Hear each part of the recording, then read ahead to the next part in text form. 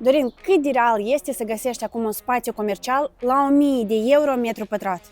Știi, eu am analizat foarte mult zona și am analizat foarte mult care este locația și vreau să spun că la 1000 de euro este ceva foarte rar în această zonă, dar pentru spațiu comercial este ideal. De ce? Fiindcă tu ai acces din parter, tu ai o zonă cu sute de apartamente în zonă și asta înseamnă sute de clienți în care poți să dezvolți o afacere. Și acest spațiu a fost conceput pentru oficii, el așa a fost gândit.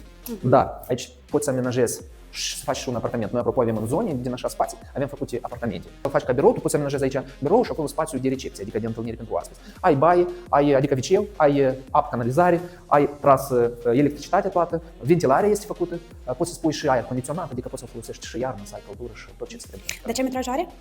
42 de metri pătrați cadastrali, dar real este 45, fiindcă noi avem aici la intrare un spațiu de 3 metri pătrați care s-a spart, deci acesta a fost ca un spațiu comun. Dar el s-a spart și s-a integrat în spațiul dat. Vizual pare mult mai mare, dacă Da, sincer. da, Chiar dacă e varianta albă.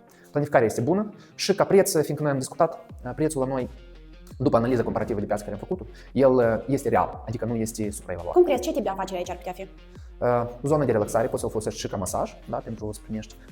Eugenia spunea că poți să o folosești și pentru podcast, fiindcă îi faci o izolație fonică bună și o folosești așa. Poți să o folosești și ca apartament, multă lume o folosește pentru, avem chiar vecini care îi folosesc pentru chirie, investești mai puțin, dar din cauza că zona este foarte întrebată, tu liber poți să-l dai în chirie. Și noi